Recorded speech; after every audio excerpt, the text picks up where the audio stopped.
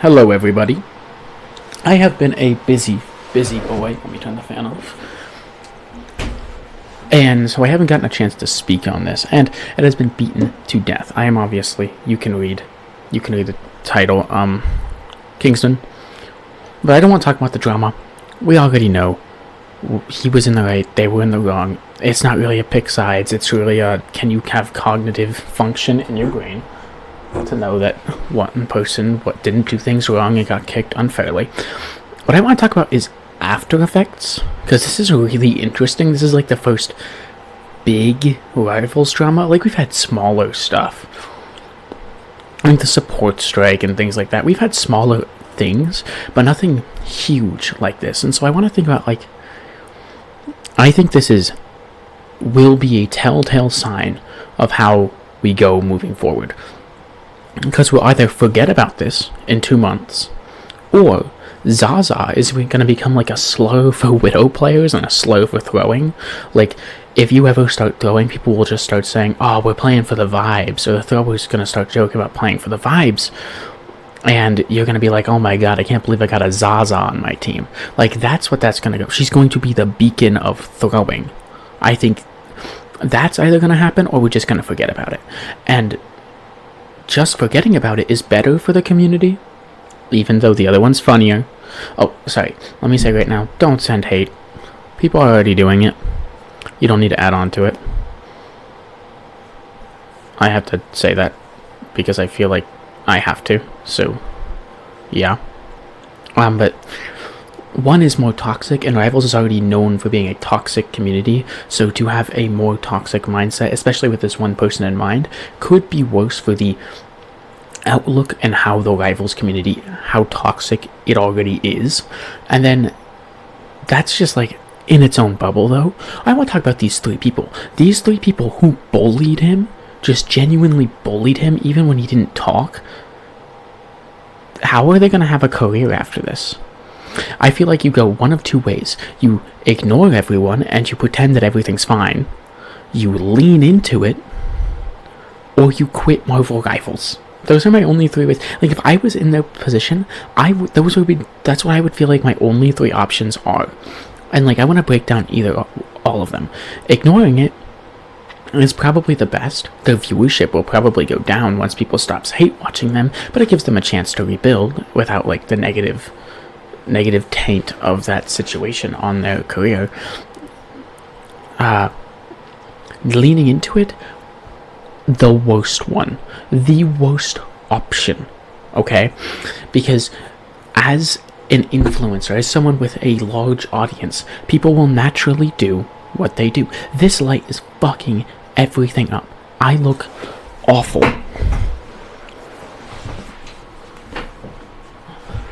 There we go. But leaning into it is awful. As someone with a large influence, with a large amount of people watching them, your viewers and the people who watch you will, whether they're planning on it or not, start to do things that you do. I handle situations more like Flats and Bogo do after watching them for a while. Like the other day, I got a team where 4 people instantly selected DPS, and they immediately all tried to lock it. Me and my buddy, who both play tank, I said, hey, we'll just lock DPS and then say we're willing to play tank. They will swap. And that's exactly what happened. And that's what Flats said to do. I wasn't even thinking about Flats when I did it, but after the fact I went, I guess I learned something. So them leaning into it shows that it is good and non-harmful to be toxic and to be like that, and that is a problem for an already toxic community. And them leaving and not playing Rivals as much,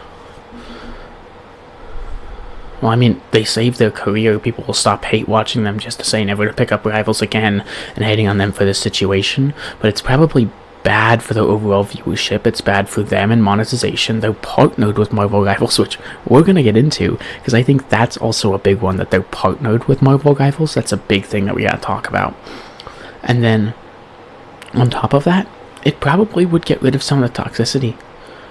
But we'd still have the thing where Zaza becomes a slur, and you talk about, like, oh, I got a Zaza on my team, things like that. But honestly, those are the only three outcomes I see happening future, and they're all pretty bad. But I think the worst and biggest tell of how this game is going to go going forward, and how smaller tournaments and things are going to take place going forward, is Marvel Rivals' reaction. How Marvel Rivals deals with this situation, right? Because I am under the impression, I am pretty damn sure, but I could be wrong.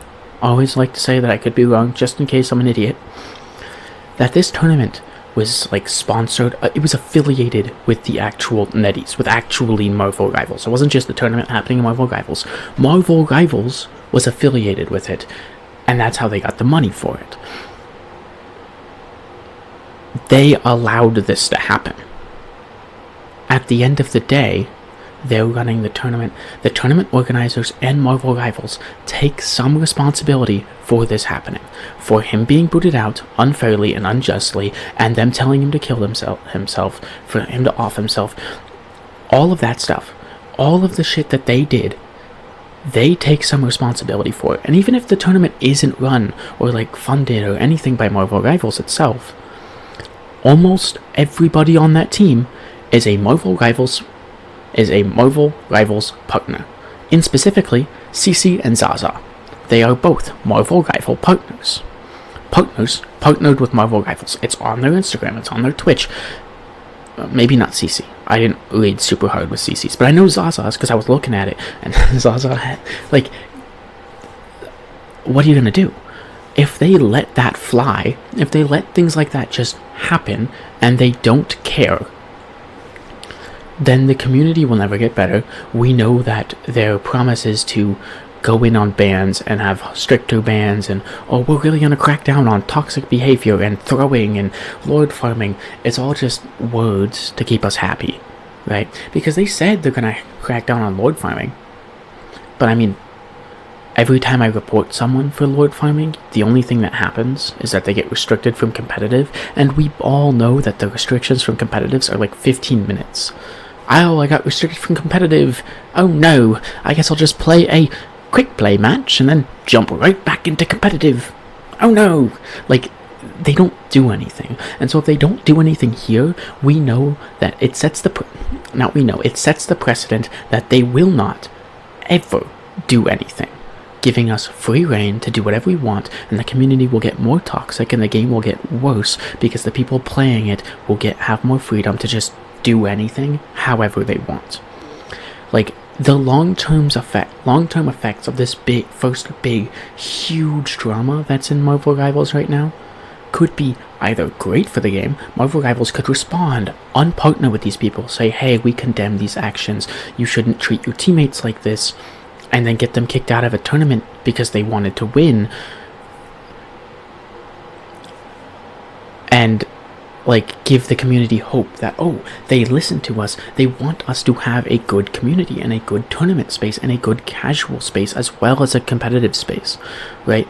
It's a good sign of faith. It's a bridge to the community. It says, hey, we hear you, we are with you. Not doing anything, staying silent, is worse, and staying partnered with them is even worse because you are condoning it. You are saying, hey, we don't care, do whatever you want. It's fine by us, and we'll still give you money. We'll actually give you free access to shit too, because we love you. And that's really bad. That's really bad. Because if they can do that, what's stopping me from getting partnered with Marvel Rivals and just being toxic in Marvel Rivals number 1, and creating a series where all I do is flame my teammates, curse out my teammates, like, throw games, because I just say it's just for the vibes. Like, it creates the space where I'm able to do whatever I want. It sets that precedent, and that's a bad precedent to have set. And then, I know I said competitive and casual. Those people who think, it was just a difference of opinion in what they wanted. My brother in Christ, you signed up to compete in a tournament. See those two words? They mean that you're competing. Competitive. They have the same root. I wonder why that is. It's because they're the same fucking thing. If you're competing, it's competitive, right? There is no way on earth you can convince me that somebody genuinely thought that tournament was just casual and not an actual competition, when it is anywhere from, and Zaza's like GM, when I was looking at Zaza's account, her peak is like my peak. I could have played with her in my game. That's how bad she is. But it's anywhere from there to like one above all, Celestial. Like, it is the higher ranks. It is inherently competitive because it is a competition. You signed up to compete in a tournament. Tournaments are competitive, so it's a competitive thing. There's no just, oh, difference of opinion, we wanted different things. Everybody there but that team was there to compete. Like, it's really not that hard to put 2 and 2 together. Like, you can't convince me that. And then CC saying that supporting him is like supporting Israel. Dude, deflect harder? What are you doing? Deflect harder. Like, you can at least come up with a good excuse, like, oh, I was caught up in mob mentality. I didn't realize that I was being that toxic. I thought I was having a good time, and then they got them kicked out. Like, you could deflect, you could throw someone else under the bus, and you chose to compare him to Israel? What? We are insane. There has to be some sort of response to this, or long term, the game is going to go downhill. And people already say, this community is too toxic. I can't have fun enjoying. I don't have much fun enjoying the game, because if I hit push to talk, I'm immediately flamed. Well, I'm flamed without hitting push to talk. I'm like, genuinely, I get flamed when I enter a match. Sometimes I'll pick a character that I have lured, or maybe one that I don't have lured yet. Like Groot, I'm like 2 levels off of Groot Lord, and I'll get flamed for picking a character that I don't have loaded yet. Like, I'm sorry, I guarantee you I know how to play this character. I just don't get to play them much in the current meta.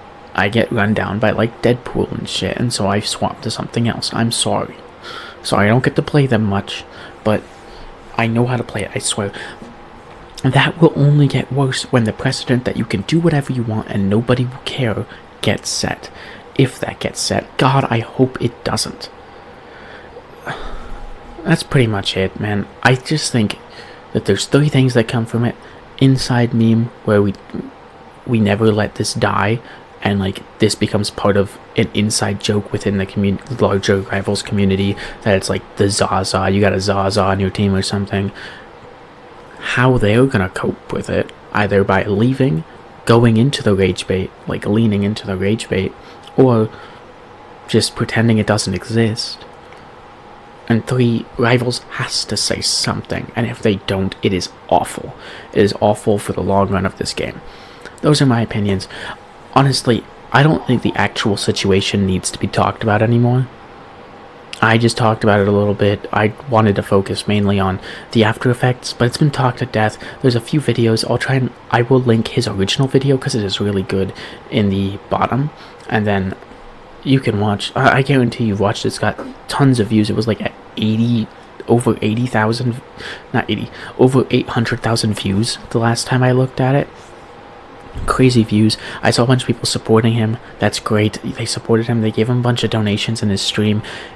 If even a fraction of those people stay with him, like, and just keep watching his videos, that is such a bonus for him. Like, honestly, peak. That is peak for him. And yeah, no, that's pretty much all I have to say. It's, go watch the videos. If you have a brain, you'll understand what I'm saying. That's about it. Oh, sorry. Don't forget to like, comment, and subscribe, and do all the little YouTube things that make the algorithm go burr. And, of course, let me know what you think in the comments down below. Wet Willy.